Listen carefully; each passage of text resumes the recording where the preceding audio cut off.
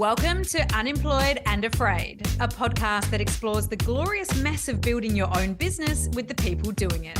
I'm your host and fellow business builder, Kim Curtin. Thank you for being here. Let's get into some good, honest, small business chat. Developing a business of any scale all comes down to personal growth, and that is a hill I will die on. It will teach you things about yourself you needed to learn. It'll break you down, build you back up, and then somehow get you doing it all over again, because I'm yet to meet a business owner that doesn't have another 2 or 3 ideas kicking around somewhere. Nikki Williams is sharing her business building story with you today. She's the founder of Mentwell, a business I'm super inspired by, which you'll hear all about in a sec, and she has so much to share with you. In this chat, which is filled with more than a few lols, my favorite, you will hear about business development as a coping mechanism, how long it can take to get a yes, why not to be afraid of somebody stealing your idea, figuring out your sell as you sell it, the value in building with your potential customers, the journey of seeking finance and the frustrating realities for socially led businesses, and why to prioritize your own wellness for the sake of your business. It will genuinely leave you feeling like you can do anything because you can. Let's get into it. I'm here with Nikki Williams, founder of Mentwell, a global gift card and directory system for mental health and wellness services. This is quite simply a brilliant idea. They are solving the problem of expensive mental health and wellness services, the fact that people often don't know the help that they need, and providing education around Eastern and Western modalities of healing. They are also helping to create real human connections by allowing people to show that they care about those they love in a meaningful way. Mentwell gift cards can be used to access a range of services from psychologists to psychics, chiropractors to counsellors, doctors, acupuncturists, naturopaths, martial arts instructors, and so many more. Martial arts instructors just blows my mind. I just love this. So you can help change someone's life with just a few clicks of a button.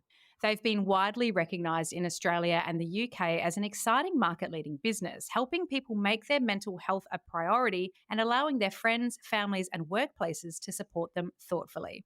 As you'll know, listener, if you've been with me for a while, I am extremely interested in all of the ways we can support ourselves to personally feel better, to do the work we need to do in the world. As we know firsthand, this journey of business building is as much internal as it is external. So I am very happy to see this business getting some traction in market. Nikki, welcome to Unemployed and Afraid. Kim, hi. I'm so glad to be here. And what a fabulous intro. Thank you so much.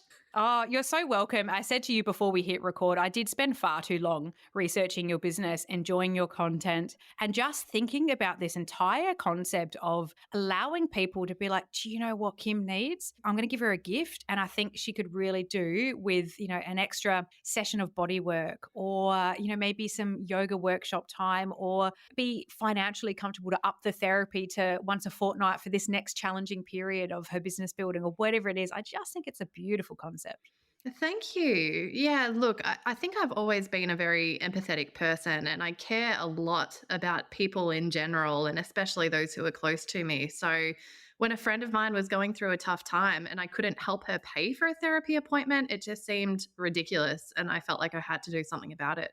Absolutely. I can, see how that drives because you don't want to necessarily just go and put cash into people's bank accounts and it just doesn't work. It's not the kind of encouragement that they might need, a kind of just sense of support they might need. So no, I'm a big fan. But before we go and wax lyrical about how much I love your business all podcast long, I want to know a bit more about you and how your best friend might describe you. How my best friend would describe me. She would describe me as dedicated, as hardworking. I hope that she would say I was lovable. Those are probably the top 3, and empathetic, I think, would be the 4th I'd add there. All such important traits for business building, might I add. So before this business became your work and your focus and your concept to bring into this market, who were you and what were you doing? Gosh, I have been so many different things throughout my lifetime. So I'm only 32, but every time I get asked a question like this, it sort of takes me back. And the result for both the person I'm speaking to and myself is like, oh my gosh, you have done so many things. But I feel like that's a part of being an entrepreneur. So Mhm. I can take you back to, I guess, my early 20s when I was going through one of the biggest hardships of my life. And it was to do with overcoming a medical phobia. Now, without delving too deep, or we can go deep depending on where we end up here, I ended up for about 2 years completely in solitude. I didn't have a lot of contact with any of my network. I was dealing with something huge in my life, and I didn't know how to get help either. And so as a result, I started a business. It was a PR and digital marketing agency for hospitality in particular, because I loved hospitality and I loved PR. And quite frankly, I needed something to occupy my brain. It was a creation in order to deal with what I was going through at that time. The agency is actually still running, but halfway through that, I started another business, which was a kids' yoga mat business. I sold that since, and then I started Mentwell. So, business and creation within business and entrepreneurship in general has always been a huge part of my existence and what I want to do in the world. But in saying that, I've had different layers of a personal life cycle, if you will, too, including partying far too much, which you must have seen in the virtual video, as we mentioned earlier. And I didn't know how to look after myself. But then moving forward, I've hit this world of wellness and I'm obsessed with it. I don't drink anymore. There's no partying, there's no drugs. I eat a vegetarian diet primarily. I'm at the gym every couple of days, yoga every day. So life is just truly different. In fact, it's the complete opposite of where I have been. I resonate a lot as a human with what you just said. Being in media for a very long time, I definitely partied way too much. And like you, I am a sober girly now. I think it's nearly 4 years since my. I know, and I feel like I want a badge, but it's it does definitely change how you feel about yourself and your body. That's definitely a relatable journey. And like you, I've always been quite interested in health, wellness, and just the natural and unique ways that are out there that we can access to be able to support ourselves and, particularly psychological concepts and psychological therapy. And so, yeah, I can understand the passion. But the kids' yoga mat business, that was one that I was not expecting in the middle there. That is very cool. Just to see that from, a life cycle start and finish must have been quite a wild ride. It was, yeah. That was the start of when I got back into yoga as well. So I think that's when things started to change for me. That was right at the start of COVID. And again, it was a bit of a coping mechanism. So it was a fun one. It was a smaller project than my other two projects. But in saying that, I love knowing that there are kids on these cute little yoga mats that have been designed by an Australian illustrator, and they're learning yoga from a young age. And from an awareness perspective and from a physiology perspective, I couldn't want more for kids these days. So yeah, it's exciting to know that they're out there.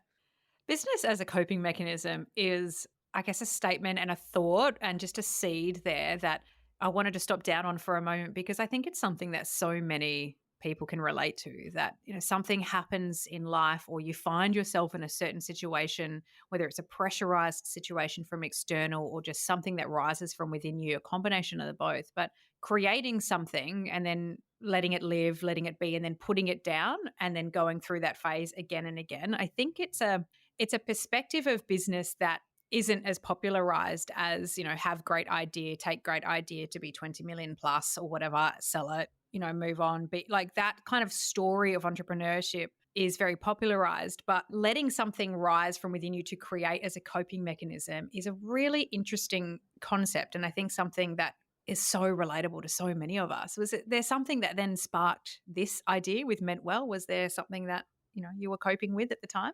Definitely.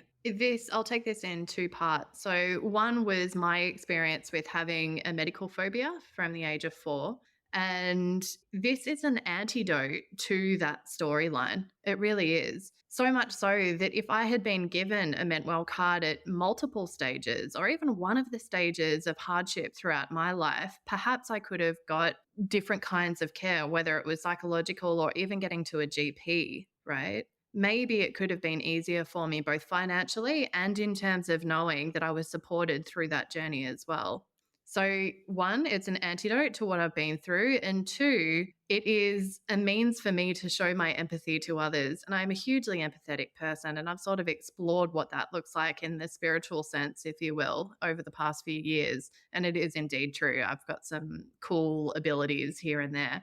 But Mentwell now allows me to care for the people that I care about too. So during COVID, as I mentioned a little, there was a friend who was going through some seriously hard stuff in her life. And yes, I could be that empathetic person and be a listening ear, but I wanted to be able to do more. I really did. I wanted to be able to make an impact in her life. And simply transferring money to her account when I had to ask her what her account details were and tell her why I was transferring her money and how I would prefer for her to use it just didn't make sense. And so that's where the idea and the creation of Mentwell really did come from. What were those first few moments, months? It can edge on, but just those first stages of setting this up as a business, what were they like for you and what did you focus on getting started? I tend to start projects in the same way every time. And step number one is a really, really big whiteboard session. I love a whiteboard. Me too. Any day, anytime, honestly. So, multiple different colors of whiteboard markers. And I just went to town. I went, what is the problem here? How do I solve it? Who do I need to speak to? And the first big hurdle was because logo design and branding is sort of in my wheelhouse already. So, that part was easy. But the hard part was finding the tech to be able to do this. And so I put together about 50 different fintech companies globally, and I started speaking to them one on one. And I said, here's my problem. Here's what I want to do. Do you have a solution for this? And surely enough, I think it must have been the 49th or the 50th group that I spoke to. They happened to live around the corner from where I was living at the time. So I went global for no particular reason, typical. And they had a solution. It was a little bit pricey, but I was willing to, I guess, take that leap given that this project meant so much to me individually, but also I knew the impact I could make with it as well. And so I went ahead and I had the tech, I had the logo, I had the branding, we started building the website. And then this beautiful thing happened where the right people started to fall into my lap. So a CTO, Anton, just landed out of nowhere through a friend. I had another friend helping me out with admin and some HR work, etc. I had my old ops manager helping me to set up all the processes and systems. And then before I knew it, I had about 15 people helping on Mentwell in all these different ways. And sometimes that was for an ESOP, sometimes that was just from the love of their heart, really. Sometimes it was because people had been touched by mental health in their own life. And as a result, they wanted to make a mark on Mentwell too. So I've been so lucky with the resources and the people who have come into the Mentwell realm, if you will. There's two really interesting parts about what you just shared there that I want to explore a little bit because sometimes I think as, when we're hearing the stories of this, we're like, it feels so far away for us, for the listener who might be, sitting on an idea and just thinks, how on earth am I ever going to find the people? Are the people ever going to land for me? And, I say it often, but like action creating information and just being able to put one foot in front of the other and allow it to happen and have like a little bit of trust on the journey. But that trust aspect, it sounds like what actually got you there. So the fact that you were sharing your idea openly with people, I think a lot of us have fear about telling people our idea, whether that's either because they're scared they're going to steal it and run with it and they're going to lose this idea that they feel so passionately about and end up watching someone with more capital do it. I think that's a genuine fear. I mean, I know I've had an idea that I've been working on, and I was talking to my dad. Funnily enough, we were just talking about my dad before we get play. Here he is again. But talking to my dad about it, and I was like, oh yeah, so like I've sort of soft pitched it to this place, and we actually have gone into building a business case for it, and he's like, but so you've done a business case? Are they going to could they take your idea and just do it without you then? And I was like, of course they can. But at some stage, you've got to shoot your shot and you've got to put yourself out there and you've got to share what you're thinking with the market with a little bit of trust and just see it where it takes you. Was that trust to get on the phone with 50 plus potential technology partners and share this idea? Did that ever come into your mind as a concern? Not as a real concern. It crossed my mind a little bit, but what I will say is for anyone who's listening that knows anything about human design, I'm a reflector as well. This is a very reflectory business. If you know what that means, you'll understand what I'm saying. And so I don't have a fear center. It's completely open. And as a result, I do not feel fear very easily. And I find fear is quite easy for me to overcome. And as a result, I think that's the reasoning behind why that hasn't held me back. I also have spoken to thousands of people about the Mentwell concept before we even started developing the logo or the branding or the website or I wanted to ask people, so imagine if there was a gift card where you could get access to any health or wellness service Australia wide or even globally. And I didn't have one person come back and say, I don't get it. I don't think that's a good idea. In fact, the result was often, oh my gosh, why doesn't this already exist? Honestly, 90% of the time, people would say that line, why doesn't this already exist? And so that was enough for me over time. It took about a year to talk to all those people. That was enough confidence for me to go, I just have to surge forward. And if someone was to copy, then quite frankly, it's that old pizza shop theory that if you have one pizza shop in a town that doesn't have that many people there, a new pizza shop opens up and more people come to that area for pizza. It's the same concept. And so I really think for entrepreneurs out there, especially if you're creating something completely new, that I think you have to step through that fear and practice stepping through fear regularly in all facets of your life, because that's what's going to keep you surging forward. Yeah, I couldn't agree more. Did your sell improve the more you had these conversations as well? And did you find that it changed in some way? I mean, there is a hierarchy of pitches that I have now. Right at the top is more or less imagine if there was a currency for health and wellness, and some people get that and some people don't get that. And then I go on to a bit of a spiritual, conversation surrounding that as well. Then underneath that is the gift card storyline. Underneath that is a way for businesses to care for their staff's health and wellness more directly. Underneath that is a charitable system for getting mental health funds to those that need it. So, yes, it did change over time depending who I spoke to.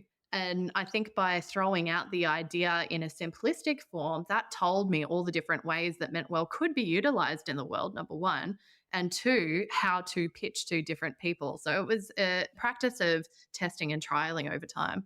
Yeah, it's a really powerful reminder, I think, for so many of us who want to get our idea perfectly formed in this lovely narrative. We're told so often about the elevator pitch and how, you need to think about the end goal and go through a process of, setting it up every step, how it's going to work. I think that's like an inbuilt sense that we've had, for so many of us, not for all of us, and look, that could just be a Kim thing. I'm a manifesting generator. So that probably tells you all you need to know about me. Again, for our human design fans. But we try to get everything kind of set and perfect to sometimes overcome that fear. But it is by just doing the damn thing and saying it out loud so often that we can see what it can be and see if it's going to fizzle out, but also see how big it can be and what comes next and just deal with the shit that's right in front of us. Yeah, 100%. And I think it's a good practice for anyone, no matter what you are in human design. Just put the idea out there and say it in different ways. Say it with confidence and see what comes back. And that should be enough of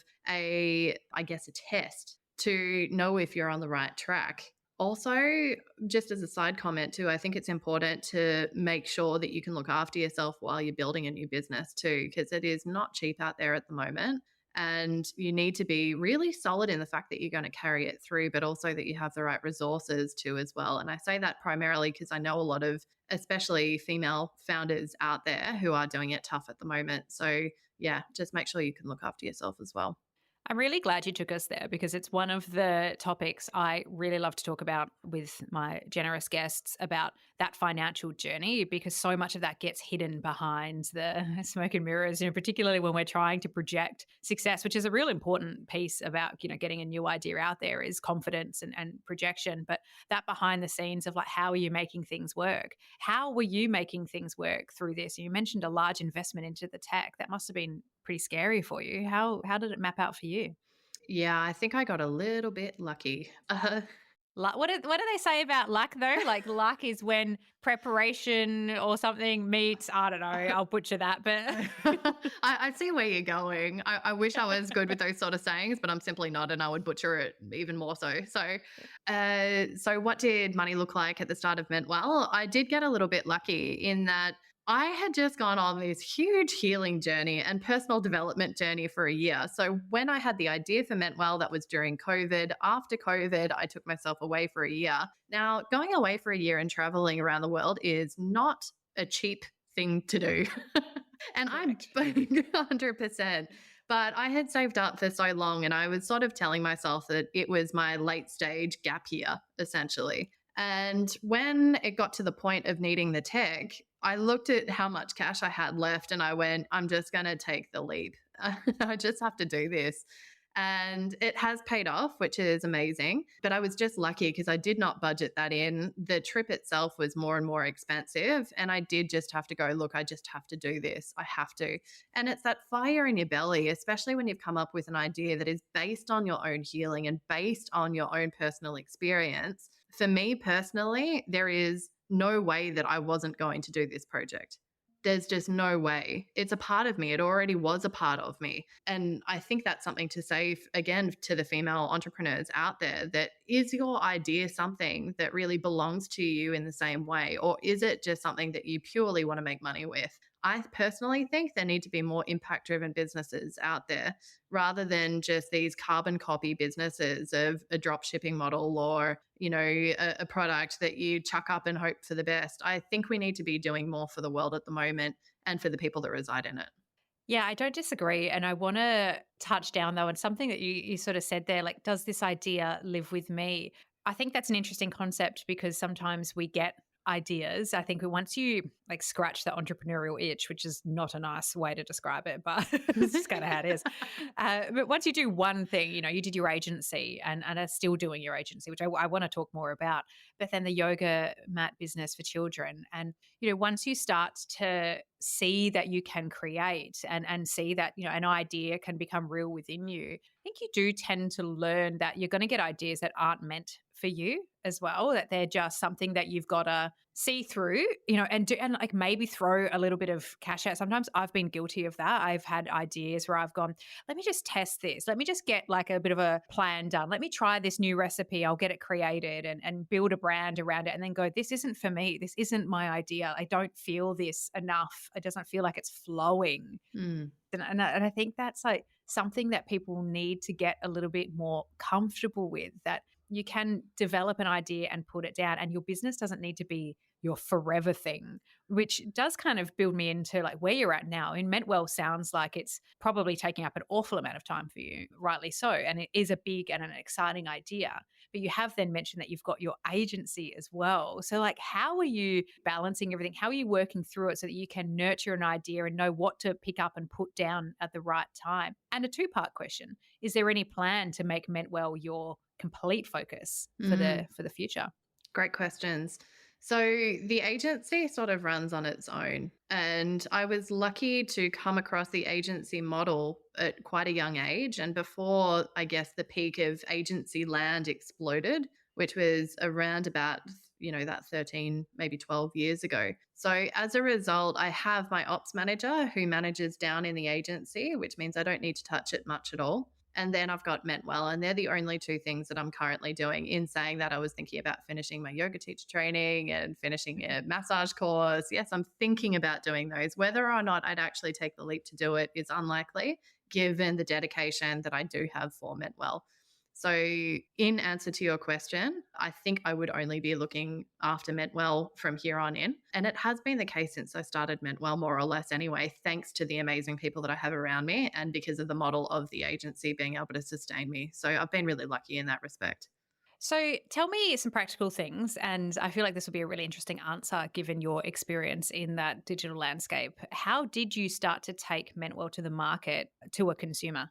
So I interviewed about 400 people before we started building Mentwell, and they became the people who championed the idea because they were HR managers and they were who we thought would be our core market. So it's 28 to 36-year-old women. We call them conscious gift givers. They give to the highest value per year and at the highest frequency as well. And so that already created this little bubble of excitement, to be honest. And then these crazy things started happening when I'd come back to Melbourne every now and again. People would, I'd be meeting someone new and they would say, "Oh my God, I've actually heard about Mentwell." And I go, "What?"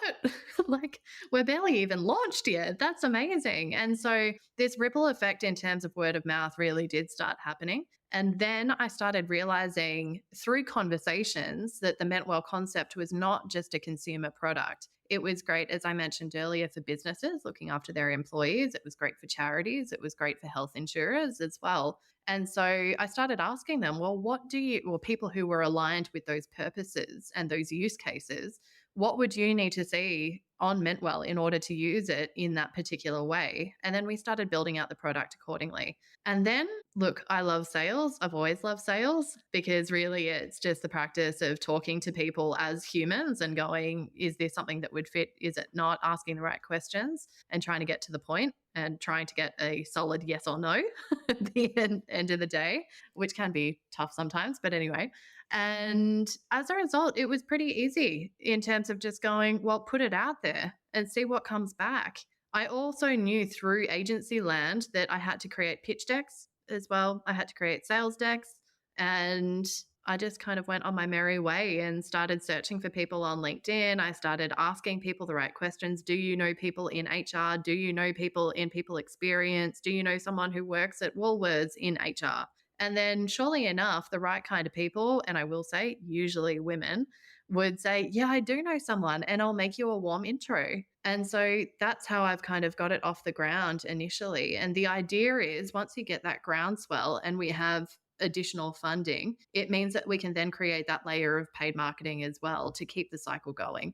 But that core element of word of mouth, I think, is super important for a successful business, or I'll say touch wood. Well, successful in so many ways already. And I'm sure different types of success will continue to come. But I love your energy for the sales. It's funny, I've got an episode at the day that we're recording our chat, which of course will be a little bit earlier than when we actually release, because you girls got to be organized. Otherwise, it doesn't happen. I talk a little bit about the pain that is sales when it comes to selling yourself for so many people. And I have a background in sales. I was in advertising for years and branded content and working with large agencies and, constantly selling, but then having to redirect your energy if you're in a service-based industry, particularly, but to be able to sell yourself. So I understand the importance of it, but I also have so much respect for people who love it, because even as someone who's pretty into sales hates it. Like, it's in me. I hate selling myself. Fair. Love I hate. hate it. But it's a love hate. You do tend to learn the best ways to go about it. And if it's a means to an end. But what I think is so impressive is we make sales such a large thing in our head. And I think for so many of us, we make sales into being pitching yourself or presenting yourself or making a post or, some kind of email touch point with a customer that's like, here's this thing and here is why you should buy it. But from hearing your story, the sales happened through so many touch points that have added up. Talking to 400 potential people who could be interested in it and bringing them on a build journey to be like, hey, this is this thing that I'm doing. Like, how do you feel about that? Like, you're selling softly in so many different ways that's where that groundswell comes in. And there's definitely a popular narrative around, business and building businesses these days that you're going to have this idea and within 3 months, like, as long as you work hard and you do all of the things like create an effective automated sales funnel or email database, build an audience on socials, tick, tick, tick, tick, tick, all these things that these masterclass coaches sell us. Look at me getting heated. You think that it's going to be these big things that are going to lead to sales, but it's actually so much more than that. It's just these breadcrumbing, this constant breadcrumbing of self, which takes time, which takes energy, and it evolves. And, it sounds woo-woo and kind of annoying to the ambitious entrepreneur that sometimes you just have to spend time doing this breadcrumbing, but it does actually result in something. So, whilst everyone might not feel as comfortable with sales or as excited by sales as you do, we're all different people. to see it in your story like that it's not always overt, should give, I think, so many of us some comfort. Absolutely. I think I've said from the start, I feel like a walking billboard for Mentwell. People see me and they go, Mentwell. I don't think I actually have a name anymore. It's like that's the only association that people, especially around this area, have of me. And I'm like, okay, if in that case, I've done my job. So I think you have to, especially again, if you've come up with a completely new concept, you have to do that without a doubt. If you don't have that groundswell, then you need a hell of a lot of money just to rely on paid marketing channels and creating content, etc., or a lot of time on your hands Mm. and pretty good media skills in general. So, yeah, this is just the way that I tend to do business. There's many ways to skin a cat. I almost said skin a fish. Um, getting too I think there's only sayings. one way to do that. Yeah, exactly. I think I got two sayings combined there, a spoonerism, if you will. Anyway, so yeah, there's many ways to do it, and it depends on what works for an individual person. This is just the way that I have done it for Mentwell, really. Yeah, I love it. And don't worry, you're in good company on mucking up analogies and metaphors. I do it constantly on this podcast, so the Thank listeners used God. to that. Uh, we do our best. But you've segued me again beautifully into something I'm really interested in hearing your journey about, which is the crowdfunding campaign that you did with Birchal. Now, if the listener doesn't already know about Birchal, please give it a Google. It's spelled Birchal, not like Bircher Muesli. I know my Adelaidean Australian accent can be a little bit rough with that. So I think it's a really crowdfunding, just the energy around it, I think is really fascinating and brilliant. But what was your experience like? Why did you take this approach and how was it? Yeah, for sure. So I had already been talking to a lot of different investors. We're talking angel investors, we're talking different syndicates, we're talking independent investors, founder investors, VCs, family offices. I had been doing it for a long time and there was significant interest in Mentwell, but it was quite clear to me that due to the economy and due to the stage of business that we were at, that we probably weren't going to get pre-seed funding through those routes. And while reaching out to those different entities, Birchal came back and said, we really love the idea.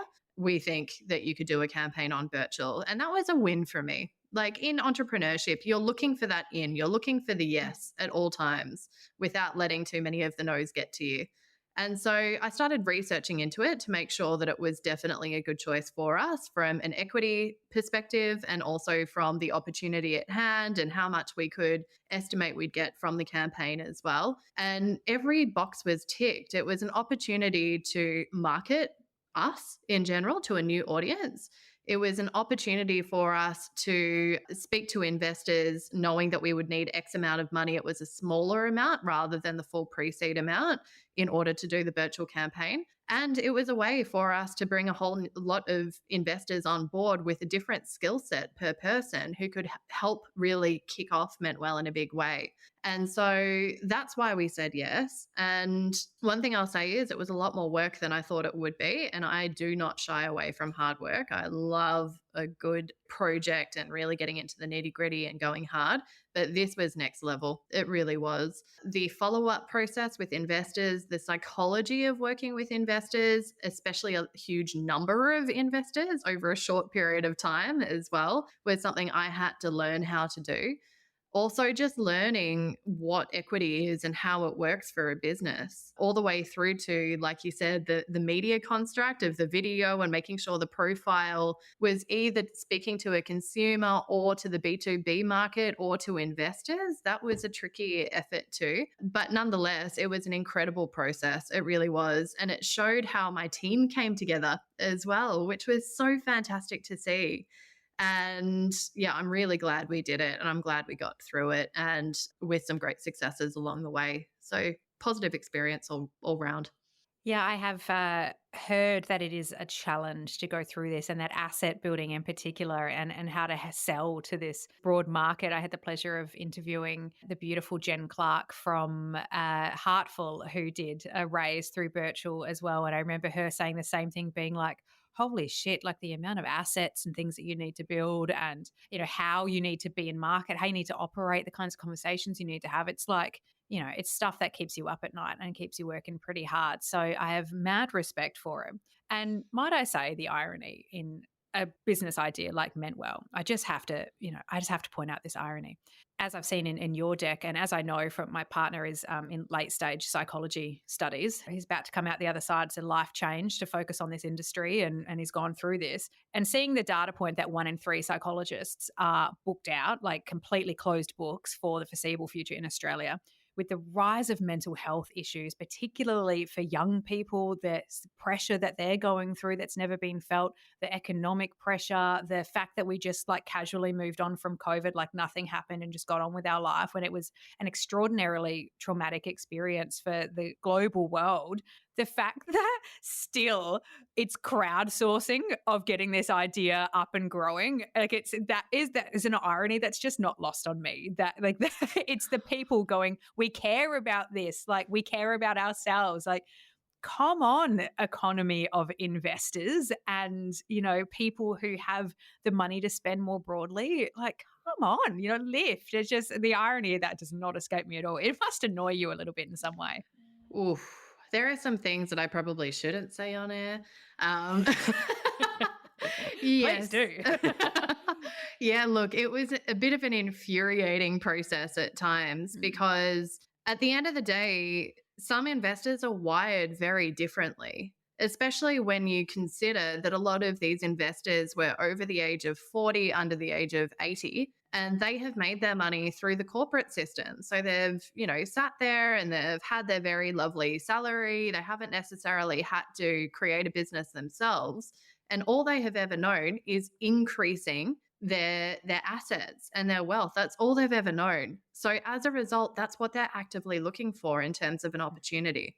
The storyline behind you can help change someone's life does nothing for them. Absolutely nothing.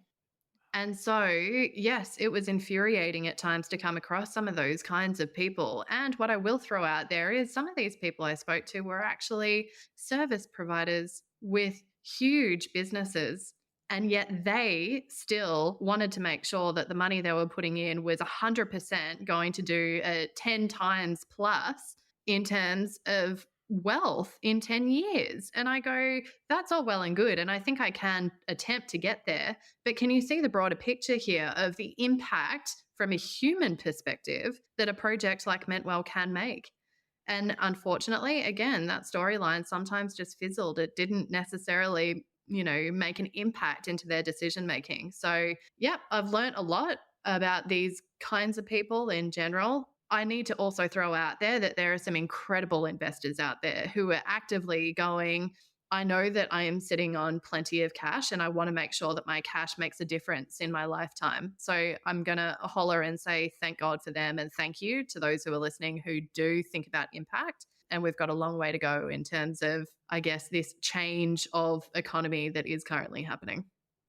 I mean, talk about a broken system.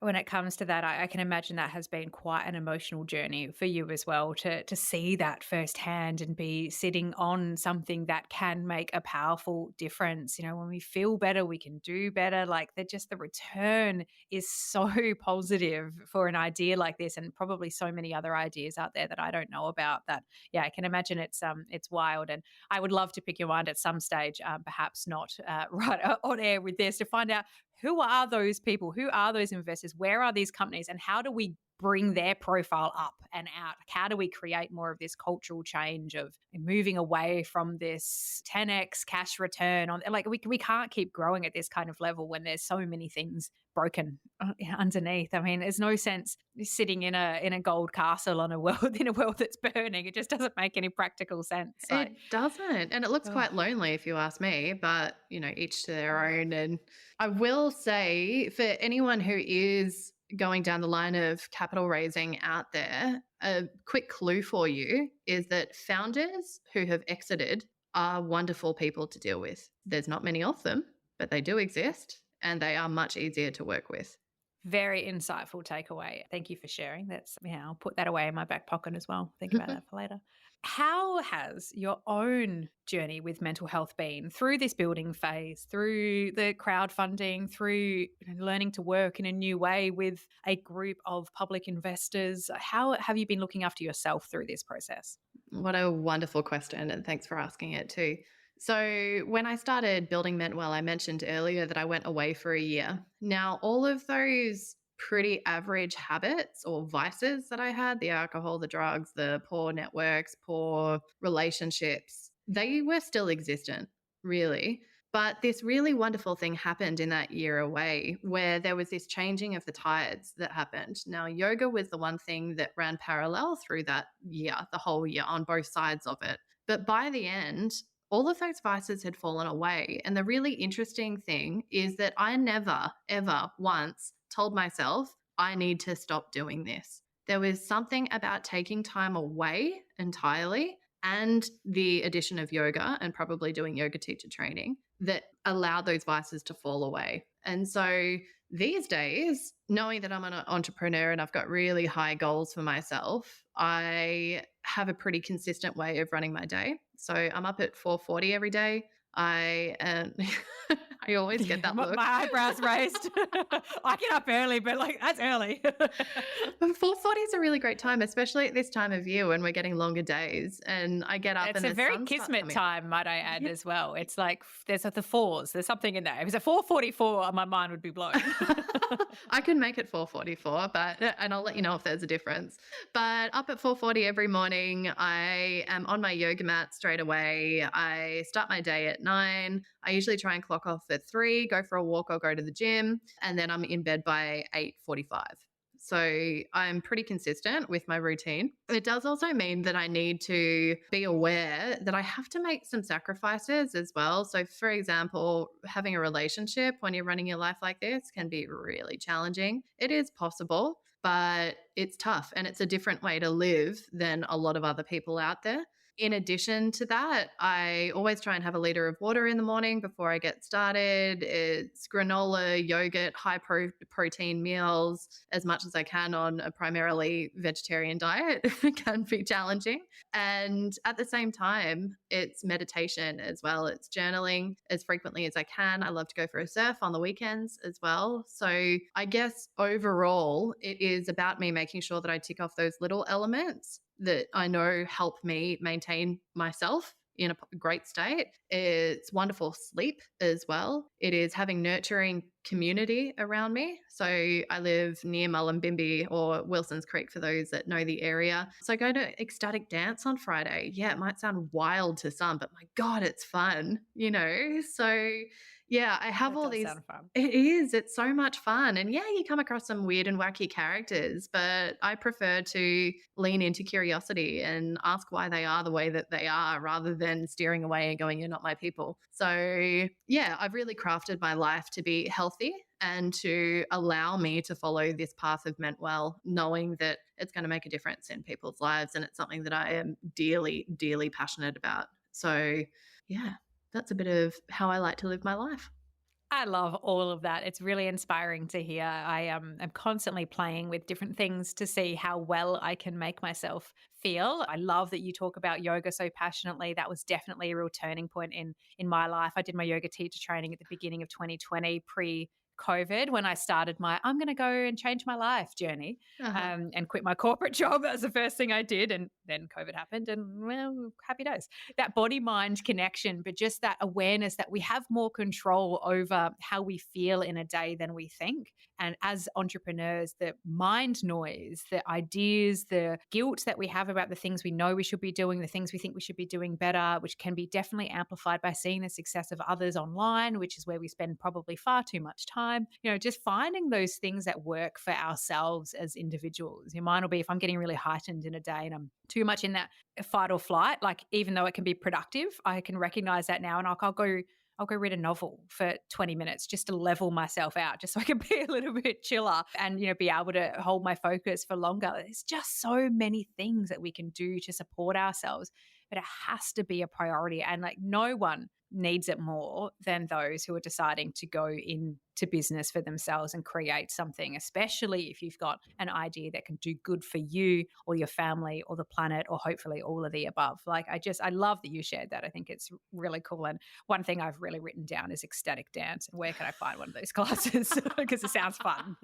It is. You should come up here because they really are wild and they're an experience for sure. And I don't know if anywhere else actually does them. Maybe like Sunshine Coast and a few of those other semi or actually spiritual based places. That's where I live. Yeah. Oh, there you go. Yeah, Yeah, maybe there are some hopefully. up there. Fingers crossed. Yeah. But one tip, it works for me. It won't necessarily work for everyone. But I actually roll out my yoga mat during the day as well. So I just have it with me. It's out on the balcony over here at the moment. Just to know that if I do hit a slump throughout the day, then that's where I go. Just do a couple of down dogs, do a couple of chaturangas, and then all of a sudden, like you could come back and have that focus again. So it's figuring out what works for you and setting yourself up for success in order to go through those ups and downs through the day, right? Because I don't know about everyone who's listening, I am not designed to be sitting at a desk 9 to 5. There is no way that's what I'm here to do. I need to be able to chop and change throughout the day. So yeah, know what works for you. So what is on your plan at the moment? Your next, call it 100 days, because who cares about a 5-year plan when we just have no idea what's about to happen? But this next little period of growth for you, what is on your mind? And is there anything that's keeping you up at night? Nothing is really keeping me up at night, thank God. However, the plan is more or less B2B sales, definitely. So speaking to lots of HR managers, people experience managers, sending them lots of comms decks and selling the product, getting them to sign up for B2B portals, all that good stuff. And then on the other side, we have spoken to a lot of different charities who love the idea. So for example, Mentwell is already getting into the hands of those who have experienced homelessness. Now, can you imagine they come into an organization to organize housing for the first time, clothing, water access, food access, and then all of a sudden they have access to a Mentwell card where they can look after themselves, go to a GP, go to a psychologist, whatever it might be. It is, I personally think, I am biased though, I think it could be the changing point to allowing people to actually sustain a new way of living life rather than bouncing back into homelessness. Anyway, as a result, we're setting up Mentwell Foundation as well, which means that we can receive charitable funds from philanthropists and from funds from corporates in order to make sure that Mentwell funds are getting to those who really need it. So there are 3 areas that we're looking at. It is those suffering from mental health challenges, homelessness as well, and then the final one is sick children. So they're the 3 areas that we're most passionate about. And so that's going on at the same time as selling Mentwell. And then we have a huge update to our design to the website that will roll out shortly. So there is a lot going on at once, but I like to tackle multiple things at a time. And it's just a really exciting time. So yeah, that'll be the next 6 months. And then we'll probably go back into capital raising land. Amazing plan. I was so excited to talk to you today, to be able to share your journey with the listener, because, I just think I couldn't agree with you more that there is positive impact that can be made. And whether it's directly with a powerful and impactful business like yours, or just having this frame of mind of whatever wealth we build and, whatever else is out there, like the more wealth we can create for ourselves as business owners, the better we can do in the world. Personally, I'm just so passionate about being in that position where something like Mentwell comes up to Birchall and I'm in a position to invest, or I meet an incredible person and I'm in a position to be able to support them, whether it be through skill sharing or something like that, to be able to help them grow. I think that is a part of business that I think so many people do come into it thinking about profit because, we all got to live. We've got to live. We've got to be comfortable and we've got to be well and safe to be able to do great work in the world. So there are so many reasons I was looking forward to talking to you today, and so many reasons I think that the listener will feel really good about what they just listened to, and hopefully be able to take some lessons back into their own business building. So I'm super grateful to you for sharing them, and sharing them so honestly as well, which is a really important part of this show. So to say thank you for that, how can me, the listener, and I support you? What can we do? Oh, thank you. What a lovely question to ask right at the end of a potty too. To support myself and or Mentwell, it is about introductions to HR managers and key decision makers within corporates, without a doubt. Alternatively, when you know that someone around you is maybe going through a hard time, or not even, if it's their birthday coming up, if it is Christmas coming up, if it is an anniversary, consider what you're giving to them. Do they need chocolates? Do they need flowers that are going to die within a week, 2 weeks, whatever it may be? Maybe give them something that's actually going to help them in the short and long term. Then Mentwell might be a better choice. So, yeah, head to mentwell.com.au. You can see how it operates and the expansive access that it does give a giftee. And yeah, if you have any questions, reach out to me. I'm pretty present on LinkedIn and Instagram, and I'd love to speak to any of you that are listening. Happy to help with your own business journeys or to answer any questions. Perfect. I'll have all of the links. So, listener, you can go look at the phone or wherever you're listening, go to the show notes. There'll be links in there that will go off to the website, to LinkedIn, all of the goodies. So, I will put that in there. Nikki, it has been glorious chatting with you today. I'm really grateful for it. And just thank you so much for spending this time with me. I can't wait to see where you go from here. Thanks, Kim. Same to you. Thanks for your inquisitiveness. And I might have to pop up and say hi in the Sunshine Coast sometime.